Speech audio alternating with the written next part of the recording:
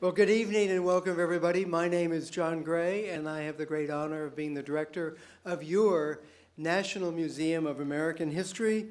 And it is absolutely a thrill to welcome everybody to American History After Hours, the Judgment of Paris, and American Wine. Tonight, we're marking 40 years since the Judgment of Paris, a pivotal moment in the history of American wine and winemaking.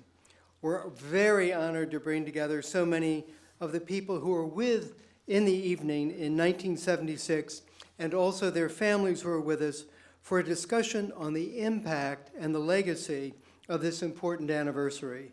And after the talk, you'll be experiencing history by tasting it with special wine tastings and food pairings. Beyond just being delicious, food and wine at the museum connect our audiences with the complexity of American history. Food is intimately linked to the museum's mission to help our nation understand the past in order to make sense of the present, to shape a more humane future. What we eat and drink and how it's grown reveals the many layers of our shared past. Thank you for joining us around this table tonight. And I also want to thank the generous sponsors of this evening's program who made it all possible. Altria Group, Wegmans, Arcadia Vineyard, Chateau Montelena, Winery, Gurgit's Hills Estate, and Stag's Leap Wine Cellars. And now I'm really pleased to introduce our curator of American food history and tonight's moderator. Paula Johnson has been instrumental in the museum's effort to collect and document American wine history and share that with the public through dynamic exhibitions and programs. Please join me in welcoming our panel and Paula.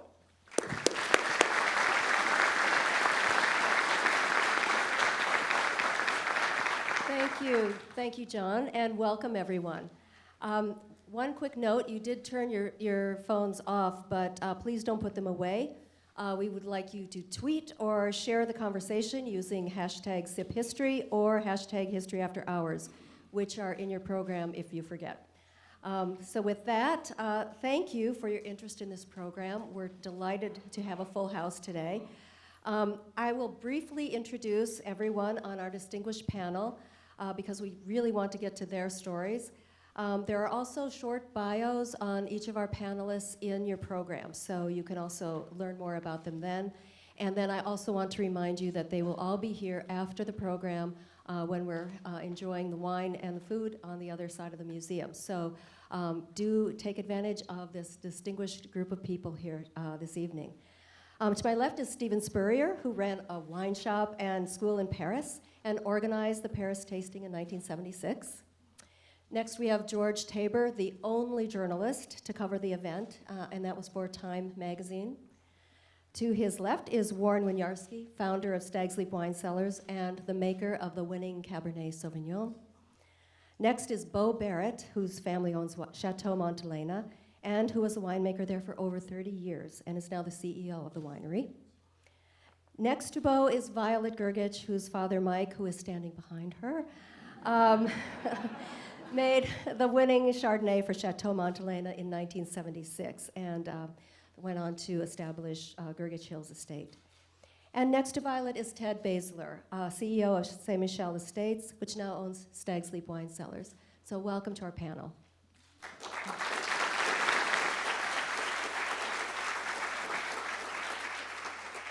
So Stephen, it always begins with you. I'd like to ask you to please set the stage for us and help us to understand the motivation for organizing the Paris tasting and what that was all about. Well, as Paul said, I bought a wine shop in the Madeleine in 1971 and immediately acquired an Anglo-Saxon clientele, and I used to open bottles for them in the evenings, and they said, you know, if you could put this into a structured manner, we'd love to do a wine course. And so the premises next door came free, and I took it over, and after a lot of transformations, opened l'Académie du Vin, which was the first private wine school in France, the first wine school in Paris, the first wine school opened by an Englishman. And because we were in the middle of Paris and we spoke English, we had, through 73, 74, and 75, visits from California winemakers who brought us wines, and visits from Robert Finnegan in particular, and Alex Bespaloff, wine writers who brought wines and told us how good they were. And Patricia Gallagher, an American girl whose family came over a little after, about 1690, not the first, but not too bad. She joined me as director of l'Académie du Vin in 73, and every July 4th, she tried to give tastings of American wine. Well, that was difficult because there weren't any in Paris. So when it became very plain to us that there was really something going on from California, Patricia said, we must do something about this. I said, of course we must. So she took her vacation, went to Napa, and met Warren and met Jim Barrett, and really pre-selected the wines. And she'd already, I'd said, we must have a peg to hang all this on, because the Académie du Vin was giving tastings, but we'd never given a tasting of California wines before. So she said the peg will be the celebration of the bicentennial of the War of Independence. And I said, that's not something we Brits normally celebrate, but I'll go along with it. And so Patricia came back in September 75 with lots and lots of information. And we then set a date, May 24th. And my wife was in the audience here. She took all the photographs, by the way. If George hadn't been there, there'd been no articles. And if my wife hadn't been there, there'd have been no photographs. So anyway, she and I came over Easter time, 76, to make a final selection. But prior to that, we'd already rented, through a friend of mine, a wonderful space at the Intercontinental Hotel. We'd chosen the judges, and we had 9 judges from the top echelons in France. L'Académie du Vin was very well thought of, because we were a private school. We didn't ask money from anybody, which is not a really French habit. So we did not. And so when I called Aubert de Villaine and Pierre Brejoux and this, that, and the other, they said, we'd love to come. Okay. I make the final selection over Easter time, April 76. I visited a couple of wineries Patricia hadn't been to. One was Freemark Abbey, Chalon, Spring Mountain maybe, and made the selection. And then, having bought 2 bottles of each, had 24 bottles on my hands. And it struck me, how on earth am I going to get these into Paris? Because I'd had a little problem with English white wine. When the Queen came to visit Paris for the first time in her reign in 1972, Sir Guy Salisbury Jones, who owned the Hambledon Vineyard in Hampshire, had said, could I have some of his English wine in my shop? I said, sure, I'd love to. So the 6 cases come over. They've flown into Orly, and I go and collect them, and I meet the customs officer, and he says, this wine doesn't exist. And I said, well, it does exist, because I can see it just behind you. He said, no, I can't clear it from customs because there's nothing in my papers for English wine. And so I went back the following day. He said, oh, Mr. Spurrier, you again. I said, yeah, I've come to clear the wine. He said, but you know it doesn't exist. I said, well, do you like your job? He said, yeah, bien sûr, I'm a customs officer, I like my job. I said, well, in 10 minutes your wine won't exist, your job won't exist, because this wine has to be at the British Embassy tonight for the Queen and your president. Cleared immediately. Now, I didn't think that I could lie to such extent with 24 bottles of California wine coming into Orly. So thanks to Joanne Dickinson Dupuy, who's also in the audience. She was heading up a tennis and wine tour with the great Andrei Chelichev, Louis Martini, and so many other people, and there were at least 20 of them, so they hand-carried the wines over. So that's how they got to Paris. Otherwise, there might not have been any tasting at all. And two final things. One, questions were asked, why weren't there some of the big boys, Beaulieu Vineyards, Mondavi? Patricia and I only wanted to choose wine from what was called boutique wineries, because we wanted to show, real hands-on winemaking from people who are passionate about it. And the other thing, 2 weeks before the tasting happened, and it wasn't supposed to be a blind tasting, we were just proposing putting the wines to these 9 judges to get, I hope, their approval, and to get just to show what was going on. We wanted to have visibility of California wines. And it occurred to me that with one exception, Aubert de Villaine, who was married, who owned the Romani Conti and still does, who was married to a girl from San Francisco, only Aubert would have ever tasted California wine before.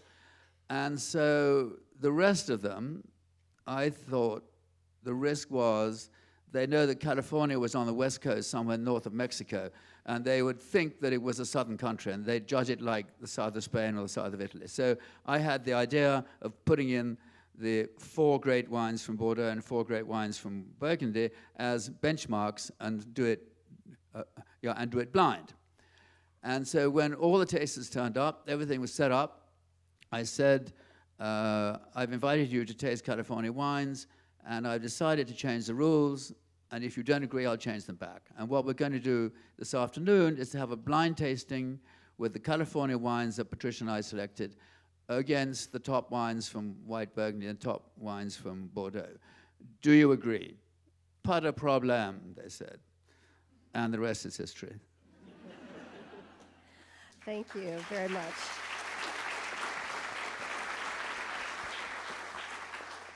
So I know that you sent out invitations to various people in the press to attend this, and only one person actually accepted the invitation.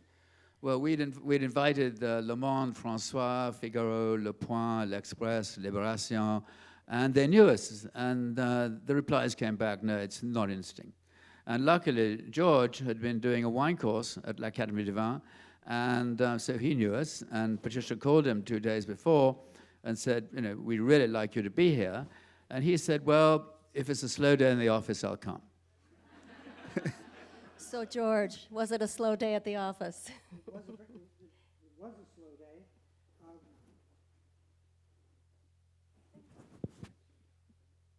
It was a slow day. It was a Monday. And in those days, Time Magazine went to press on Friday nights, and so Monday was the slowest day of the week. And it was a slow day, and it was because I had that connection that, and also, I think there was another reason that I probably showed up, which was that I'm a native Californian. And I think I had that California connection, and so I was not a wine expert by any means, but I had only done one other wine story while I had been in France. But I decided to show up on the second invitation. And so early in the afternoon, I showed up. And fortunately, at the beginning, as soon as I walked in, I was given probably by Patricia, because I hardly knew Stephen at that point, a list of the wines.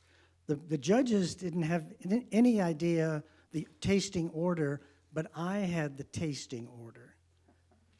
And the other thing that was very lucky was that I was the only journalist, because I think if there had been 10 journalists, 50 journalists, Stephen probably would have shoved us all into a corner and said, we'll tell you the results when it's all over. Because I was the only one, I had the freedom to roam around the room. And the other question that was very important was that I was fluent in French. I'd been working in French-speaking countries by that point, Belgium, France, for about 7 years. So my French was quite good at that point. And so, you know, when the judges, I think Stephen would probably agree, they talked surprisingly a lot during the tasting. And I understood all of the things they were tasting. And it was about halfway through the white wine part of the competition that one of the judges held up a glass of wine, and he swirled it around, then he tasted it, and then he held it up again, and he said, "Ah, back to France," obviously in French. And I looked at my scorecard, and he had just tasted Freemark Abbey Chardonnay.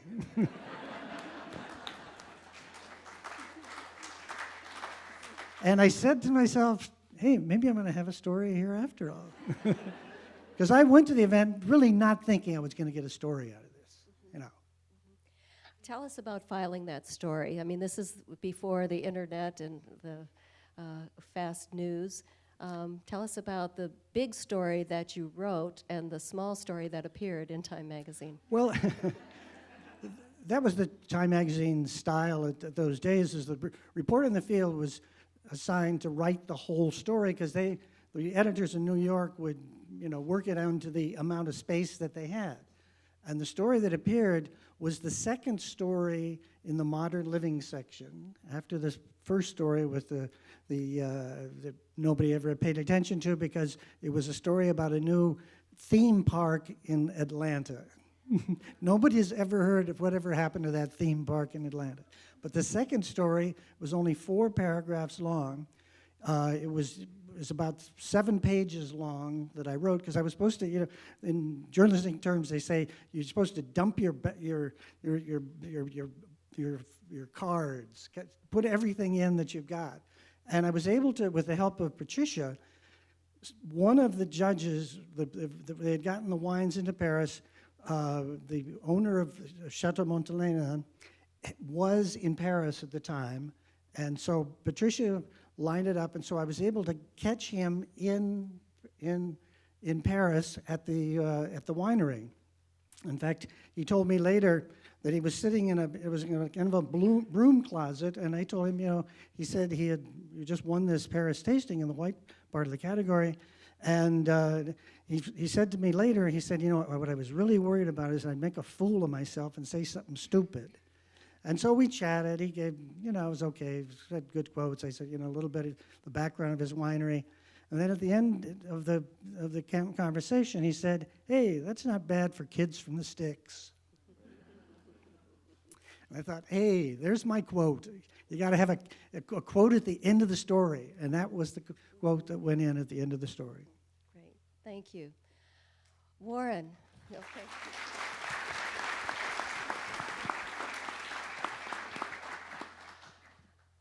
Warren, will you please set the stage for us about Stag's Leap Wine Cellars in 1973 to 1976?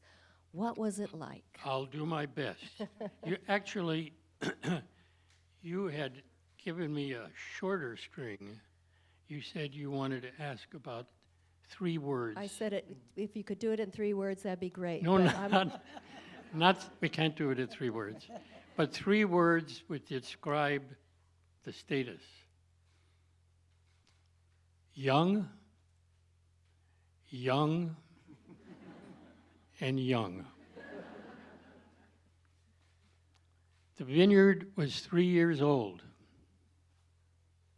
There is a story that only old vines make great wines. The young winery, the first winery, first year, we had just constructed the winery. So it was the first Cabernet made at this winery. In young, I had young colleagues, my family. It's here today. My wife and I are about the same age, but our children were involved. So Kasha, Julia, and Stephen, would you stand up?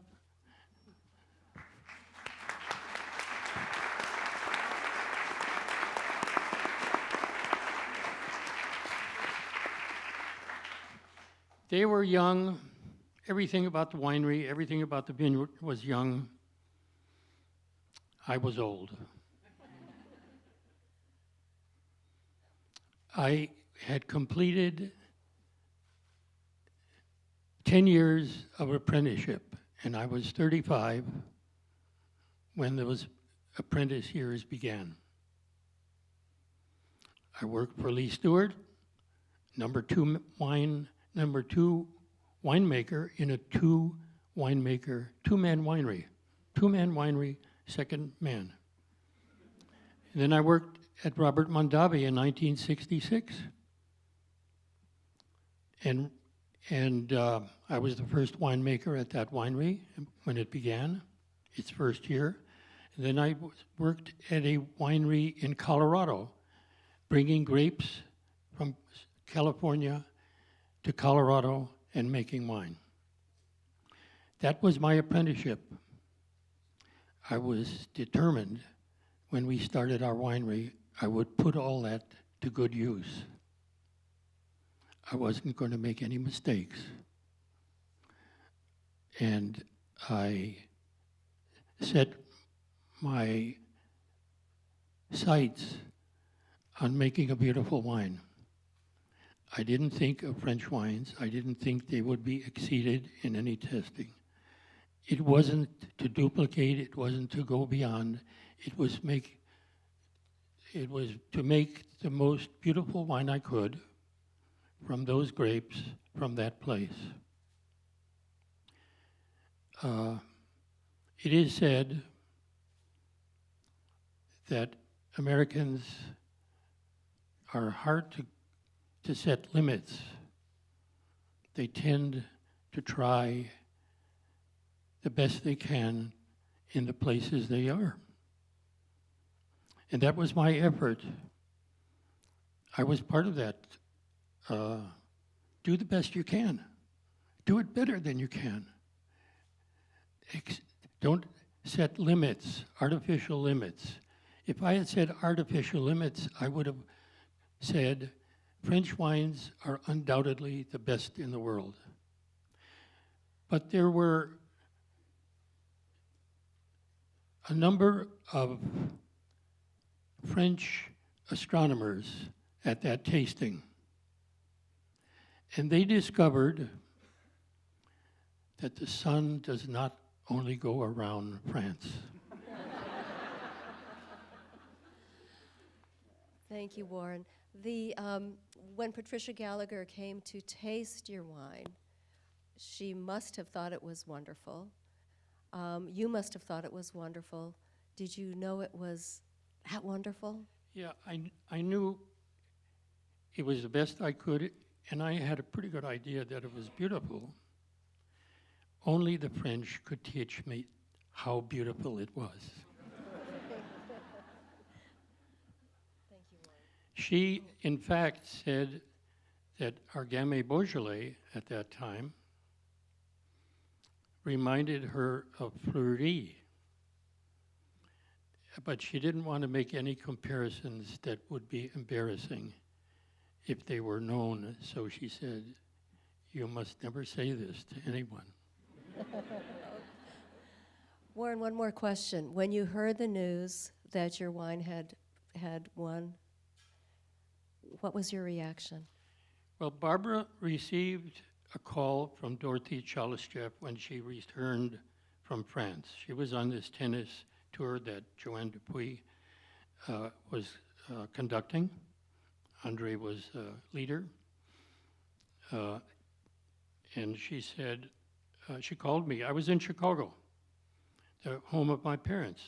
My name means winemaker son, by the way, but I have not an agricultural background. Winiarski is from a winemaker, a vintner. And my father, during Prohibition, did make wine, and my first experience of wine was sound. I heard bubbling of fermentation in a barrel in which he was making wine. I was in that home. Looks like there's more than accident.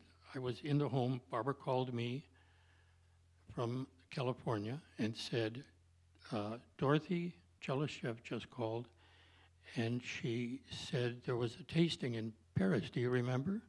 I said, yeah, but I don't exactly remember. She said, but we won. And I said, that's nice. We were just starting out. It's nice to win a tasting. I didn't know who the judges were. I didn't know what the other wines were. I didn't know anything about it. I remember Stephen coming to get the wine, but he didn't tell me that it was going to be tasted. It was going to be a beauty contest. So I had no way of knowing. And so I was very pleased when I found out. I was in a state of joy because those 10 years of apprenticeship seemed to have turned out all right.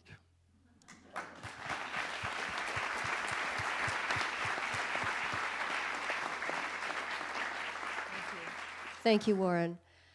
Now, Beau, the 1973 Chateau Montelena, won first at the Paris tasting. What 3 words would you use to describe Chateau Montelena Winery in 1976? Well, I was going to go with the young also. I'd say it was 40 years ago.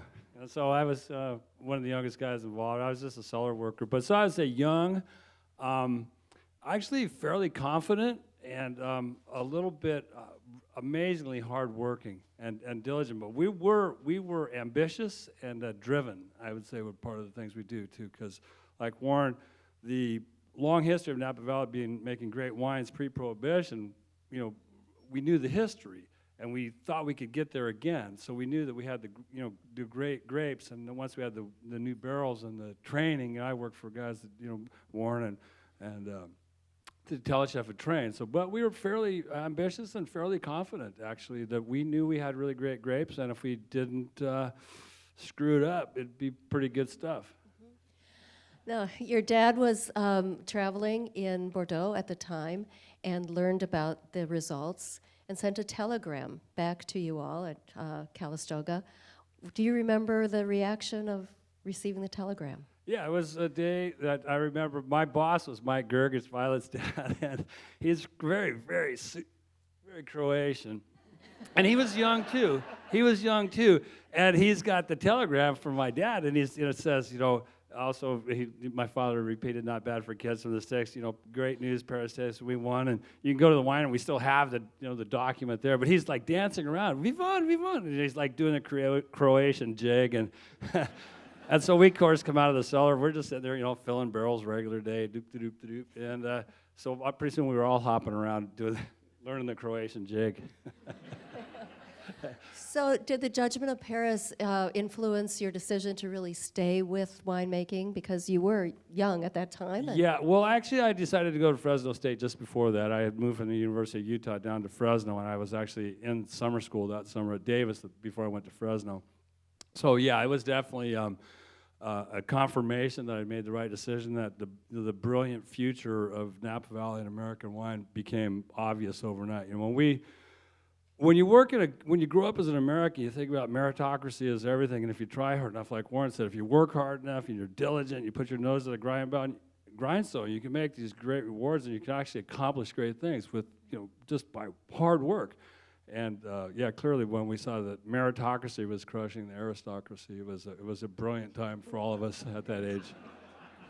That's great.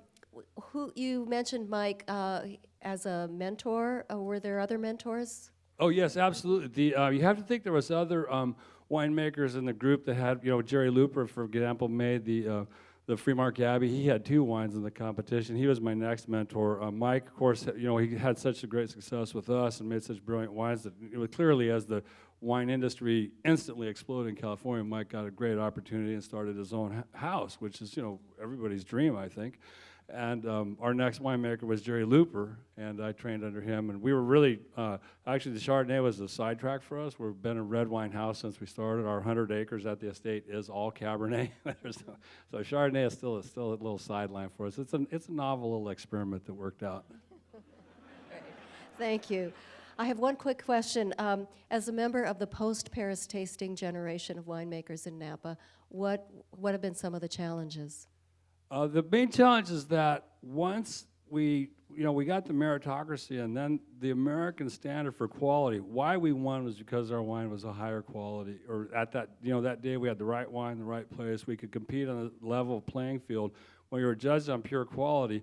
But I think when the center and the focus of American winemaking becomes on quality and competitiveness, then that set a track record that really is true to today, where the leadership of American wines and quality and integrity and honesty are dominated. So as we grew up in that became a very competitive league, and you had to be really good at your job, and you had to, again, really work hard. It's a lot like baseball, where the natural talent is enough. You also have to have discipline and training and good coaching and a lot of things. But basically, growing up the age I did, we got tremendous opportunities when we were very young. I took over Montelena in 1982 when I was, not even 30 years old yet.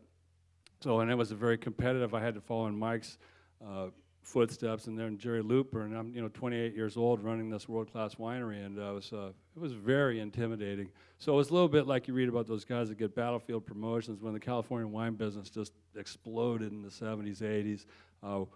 It was a good time to be a young man with a good skill set and a good work ethic. Terrific. Thank you.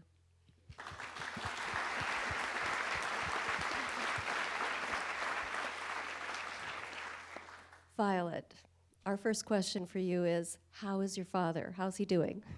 My father's actually doing really well, but he sends his regrets.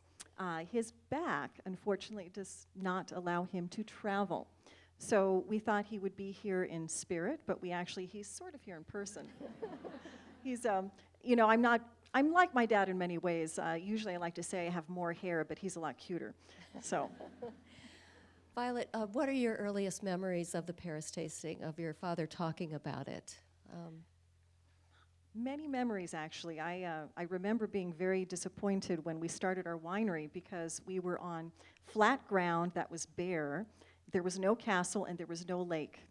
So when I actually, I spent a lot of time at the winery on the barrels and the lake, and every Saturday, Sunday I would go there with my dad.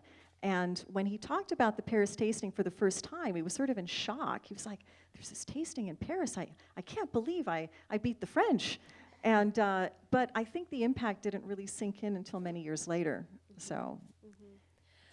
What did you take away from the story, and how did it influence the road that you've taken in your life? My father has told me his stories about growing up since the time I was born. So he was born in Croatia, as has been mentioned before, when it was part of Yugoslavia. My dad was born in a very small, very poor village where they made everything they produced, which included the wine. He stopped grapes at an early age and apparently was weaned directly from breast milk to wine at the age of 2. He says he had a very happy childhood, and I could understand that. But his father sent him away when he was 10 years old to go to school to get an education. And my dad remembers him crying and saying, Mike, the only thing I can give you is the opportunity to have education. And remember it every day. Do your best, learn something new, and make a friend. And my dad remembered that his whole lifetime. He escaped communism to Germany, was in an internment camp for a while, went through Canada, but his goal was always to come to America to achieve his American dream of freedom and success. And when he arrived in Napa, he saw it was a new industry. A lot of people really excited about wine and passionate about it, but really wanting to do better. And one of the people who we have barely mentioned here is Robert Mondavi. And he remembers Robert Mondavi as probably being the person who made the most impact for him. He worked first with Lee Stewart, like you did, Warren, and trained with him, with Father Timothy, with Andrei Chelichev, and then he was also at Robert Mondavi. He actually made Robert Mondavi's 69 Cabernet, which put Robert Mondavi Winery on the map. So for those of you who think my dad is only Mr. Chardonnay, he's Mr. Cabernet as well. But he learned something from every single person that he studied, and he absorbed their knowledge. And so when he was a winemaker and partner at Chateau Montelena, he put all of that knowledge to use to make what he considered one of his finest achievements. And I think he's been growing strong ever since. That was 40 years ago, but he put Gurgich Hills on the map as well with our 77 Chardonnay. And I think, I was so intimidated by my dad's success and his ability to be, I can understand, Bo. There were very big shoes to fill. So even though I started in the cellar and the laboratory, I ended up going a different direction and coming back to the winery. But over the years, the impact of the Paris tasting has been really big. And, it definitely opened up the world to know that you can make wines not just on French soil. But I also remember when I was a kid, you would go out to eat once a month or something, and you would go out to a fancy French restaurant, and the food was so heavy, you couldn't eat for days afterwards. And so the fact that we now have a food network, that people cook and eat wonderful food every day and drink wine with it is absolutely amazing. So I know I've gone on too long, but I just have to say my dad, at the age of 93, just finished his memoirs, and we'll actually have them available tonight. They're here at the Smithsonian Library. It's a great story, so. Yes, we'll have them, and Violet, you'll be signing them, right? Absolutely. Absolutely. Thank you.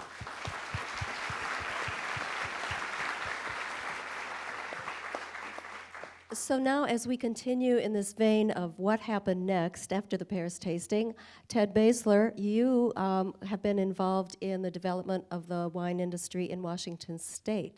Tell us about that.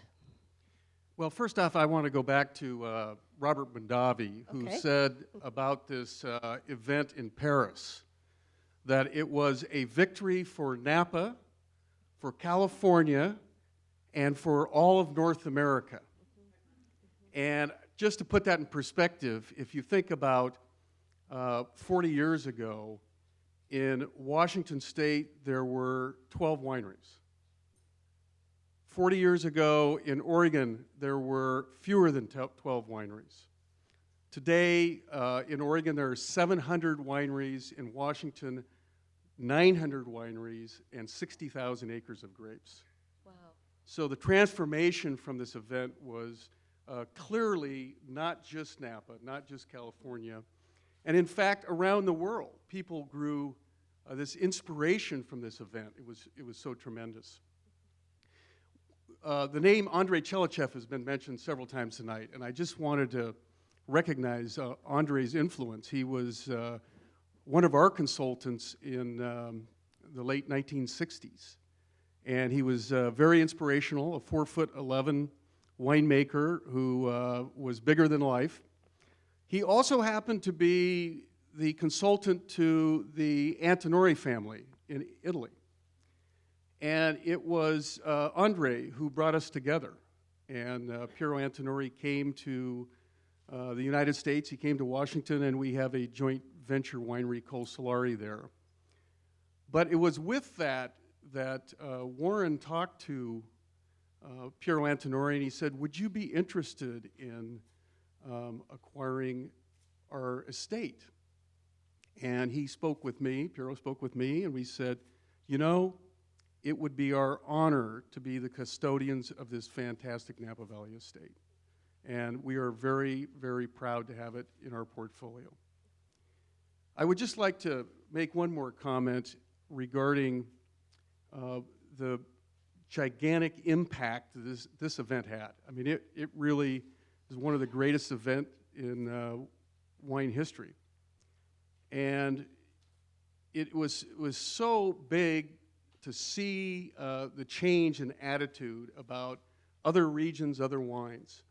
And because of that, all American winemakers owe a debt to Stephen and George. And in fact, you know, we should all send them checks every month. But I did my part because Saturday night we served a 10-course dinner to Stephen, so that was down in Napa Valley. Wow. Wow. Thank you very much, Ted.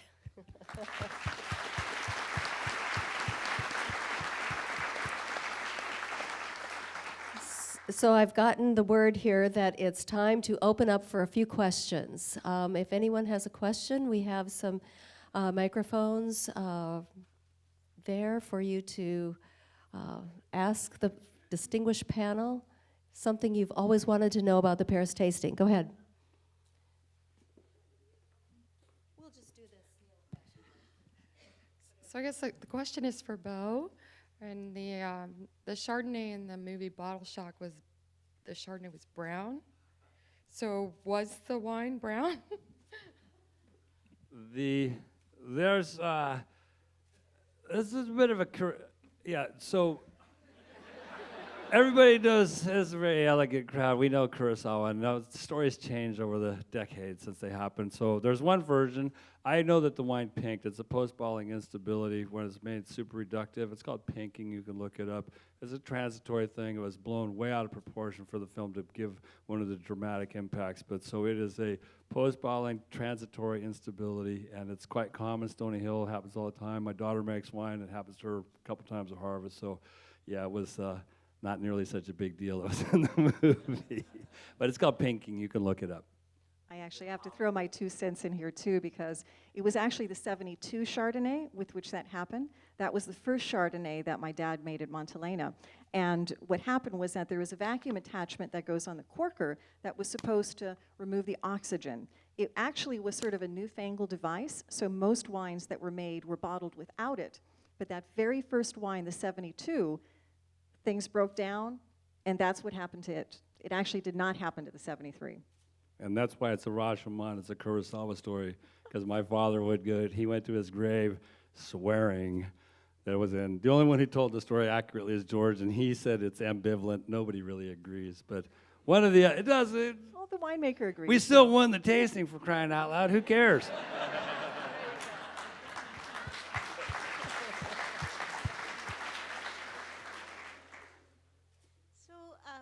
this is high.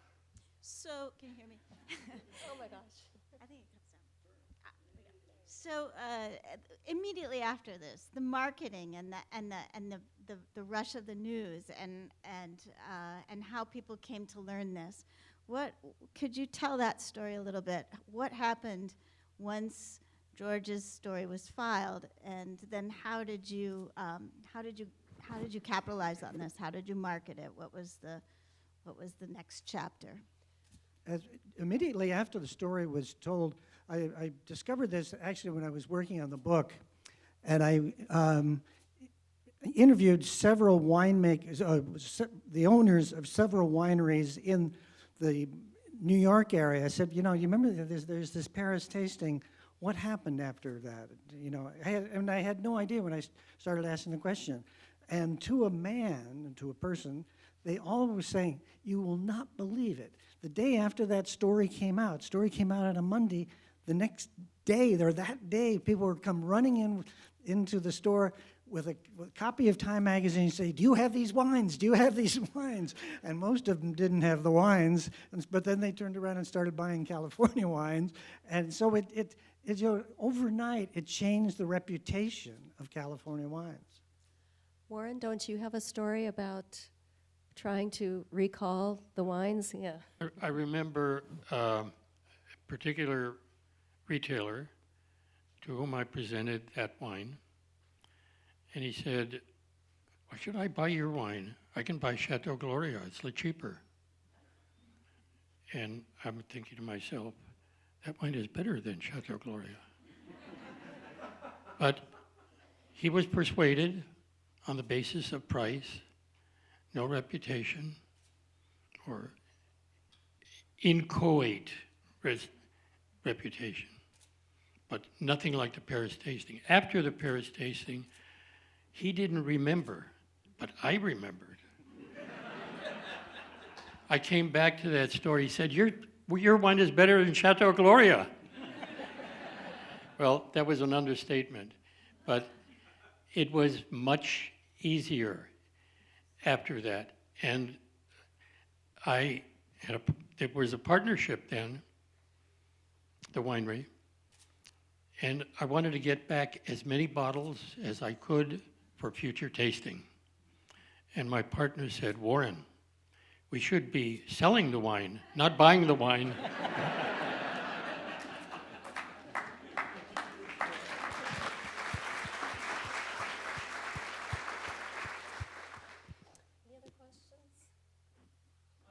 Stephen, you said that there weren't California wines in Paris.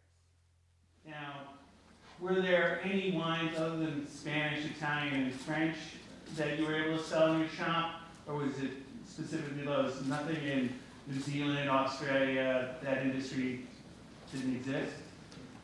In 1976, the New World did not exist in France. I remember in 1978, Goemio magazine held a tasting with wines from around the world, and Torres Black Label Cabernet Sauvignon beat Latour. And that was the first time anyone had heard of Spain. I was the first person to import sherry and vintage port into Paris. No, the New World did not exist. Not at all.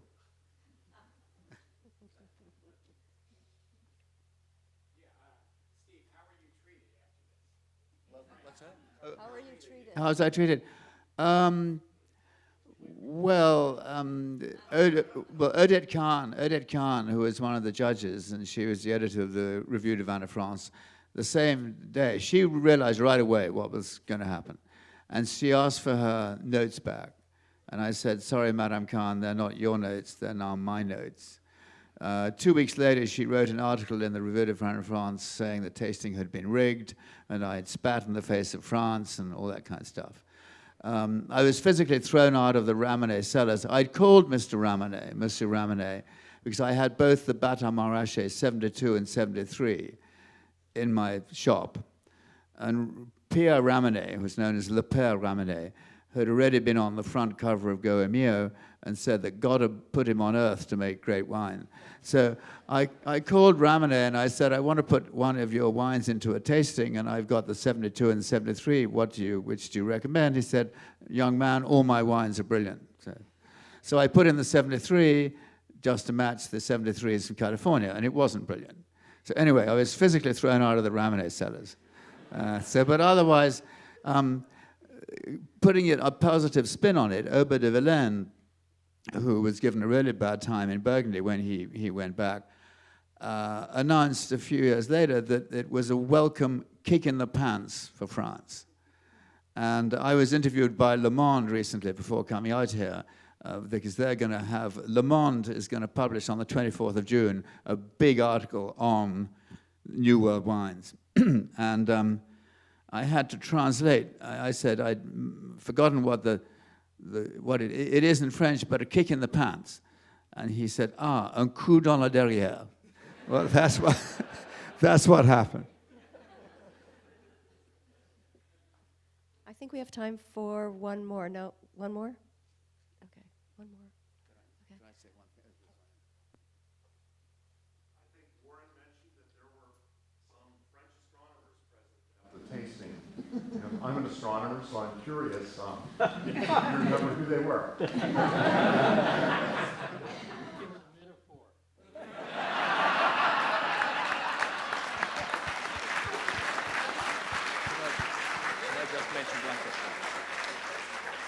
Okay. Stephen has one more comment. Yeah, I'd just like to mention one thing. The film Bottle Shock has been mentioned, which was based around Montelena.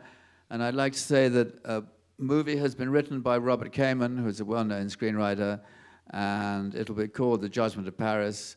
And I think it's due to be filmed in the Paris studios of Luc Besson in July or August. And it will be based around the dreams of Warren Winiarski.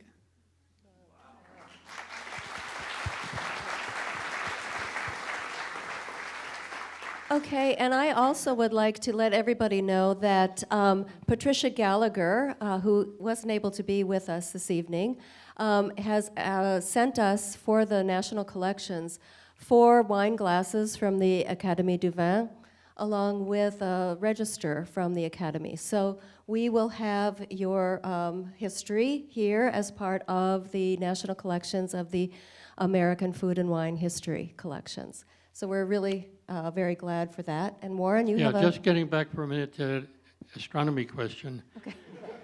Okay. I think, in fact, for the wine world, this was a Copernican moment.